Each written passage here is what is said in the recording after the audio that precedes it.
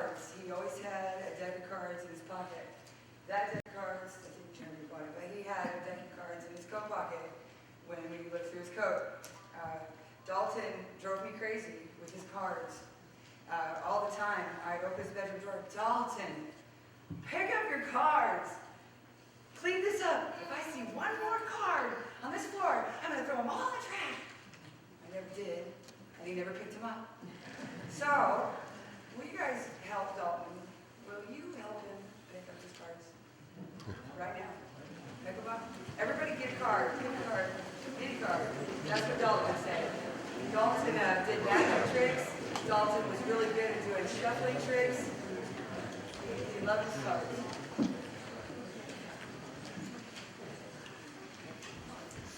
That's for you to keep. If you didn't get one, I'm sorry, that's all we can find in his room. If you picked up more than one and someone else didn't get one, please share. We want you to have those. That we couldn't give everybody anything because he was only 16, he had nothing to give. So, away as far as possessions. But he had those cards, and so many of them, they were all over the sanctuary. So you keep that, and you put it in your Bible.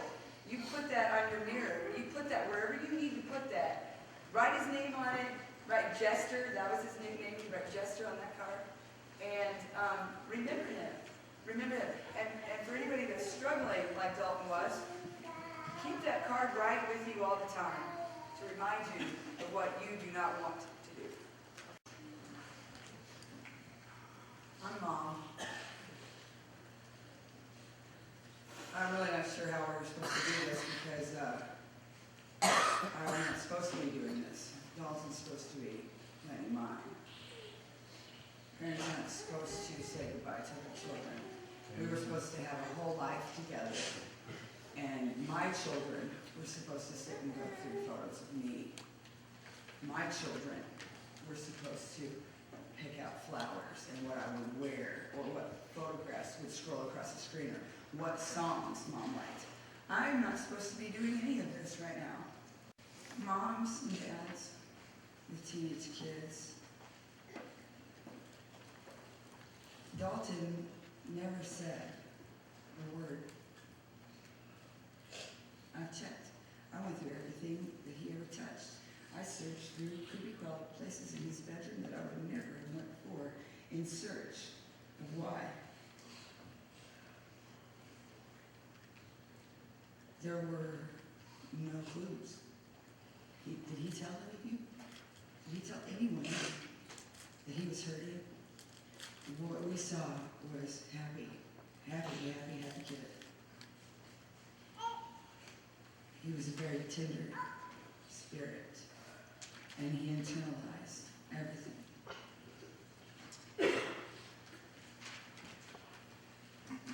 His smile was contagious. You couldn't see it without smiling too. But Dalton was hiding behind that smile. I think he thought that if he made us happy, then that happiness would seep into him too. Laughter kept him with us here this long. I think he struggled with negative thoughts for a long time. Things like, I can't take this. No one loves me. They won't even know I'm gone. The world would be a better place if I'm not here. I'm worthless. No one cares. I might as well just end it. I'm a burden to my parents. And then he would text a friend, and he would crack a joke, and he would get an LOL Dalton, and the thoughts would stop. In his alone time, the thoughts would come back, and then he would play a video game, and they would quit. He would smoke some pot, and those thoughts would quit. The thoughts would come back when he thought his friends had given up on him. He would steal my cigarettes, and the thoughts would stop. We, collectively, unknowingly, thinking we were doing what was best for him, took away all the things that Dalton had been using to shut out those thoughts. We would have been bad parents had we not. You're not supposed to smoke pot or cigarettes.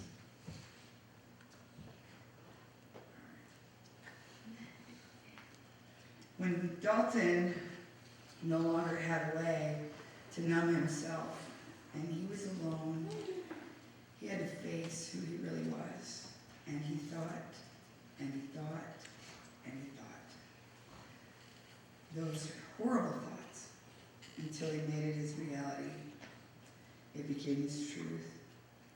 And yet Dalton never said a word. If he had, then the phony facade he had created that we knew and loved would have been shattered. We would have known the truth, that he was broken and scarred, that he was angry and raging, that he hated who he had become. He hated the things he had done to numb out his pain. In the end, he was disappointed in himself. He couldn't be all he thought we wanted him to be. I know what Dalton was thinking, because when I was 17, I had those thoughts. I had them when I smoked my mom's cigarettes. When she would get mad at me, when I made bad grades, when my friends rejected me, when my guy cheated on me. The thoughts became my truth, and I swallowed a handful of pills. I was in a coma for 3 days. I was lucky that I didn't die. Dalton knew this, and you know what? He made sure that there wasn't going to be any fixing him, saving him. He did not want to be here anymore. And that's hard. That is so hard for us to wrap our mind around. I read your messages to my son on Facebook. Sorry, I spied.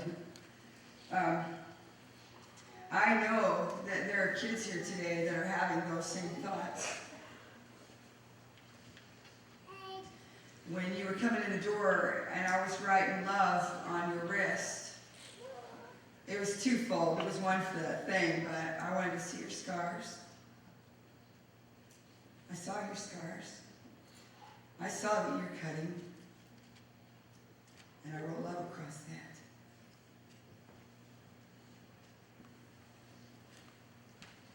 For this reason, Dalton does not want you to do what he did. No one wants to ever be sitting in this chair where I am sitting right now. You matter. You're not worthless. Your life is not meaningless. Your parents are dumb, but they love you.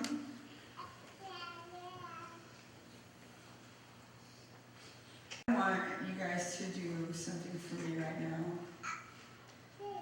I want you to make a promise to Dalton that if you're having those thoughts, that you will tell someone. And if you're willing to make that promise to Dalton, I want you to stand up right now and promise Dalton that if you want to die, you're going to tell someone.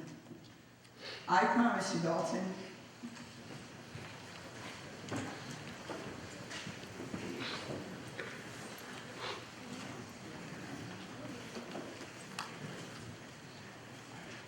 We promise, Dalton, that we will tell someone.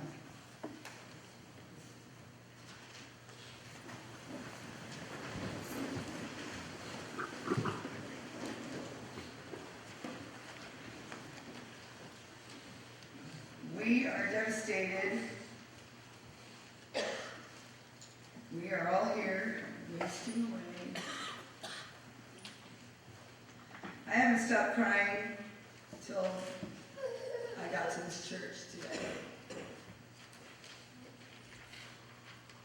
Because I needed to be able to tell you these things, and I couldn't do it. If I were laying here on the floor, with my eyes out, which is where I'd rather be. I didn't shower, brush my teeth, or eat for 5 days. My kids told me I couldn't come today if I didn't get up. So I grabbed another dirty shirt out of Dalton's laundry basket and I headed this way.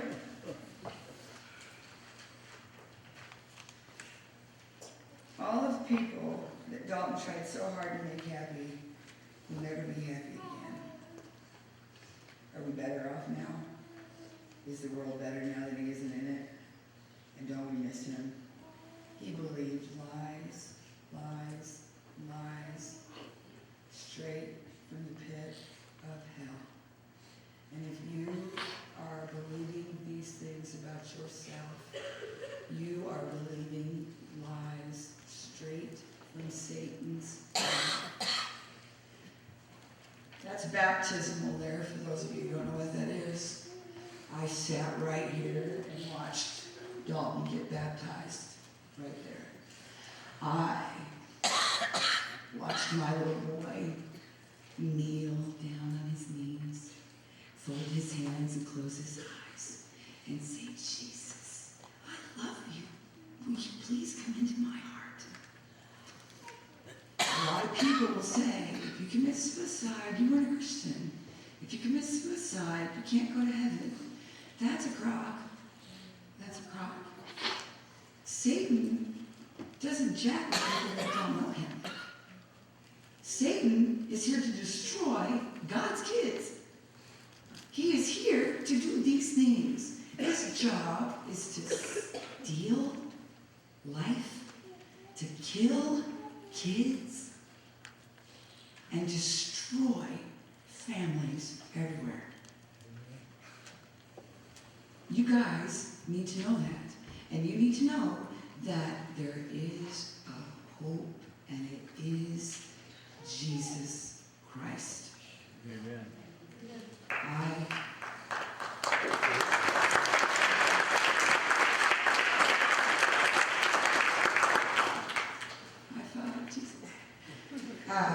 I was able to come here after several years of being away from Higginsville and stand right here at this pulpit and tell this congregation my story about how I struggled with suicide.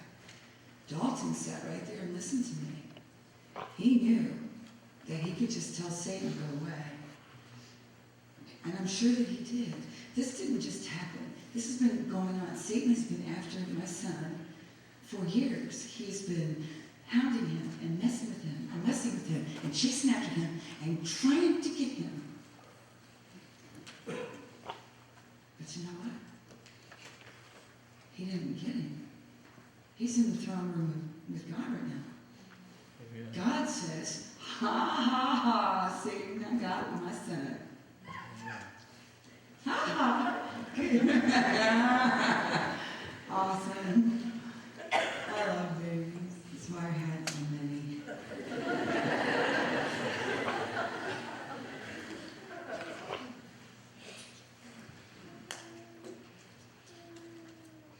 I wanted to make this about his message that he left to you kids.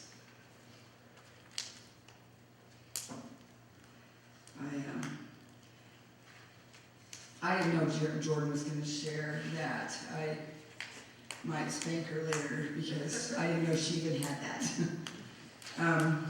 I'm going to read you kids that went to school at Dalton, you kids that loved Dalton, you kids that shared in Dalton's life so much. The Momentum kids, the kids at the park, the kids that were smoking pot with him, the kids that he loved so very much.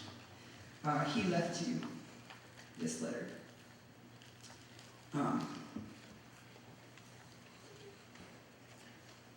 He wrote this as if you would be reading it with me, so I felt it only fitting to share it with you now.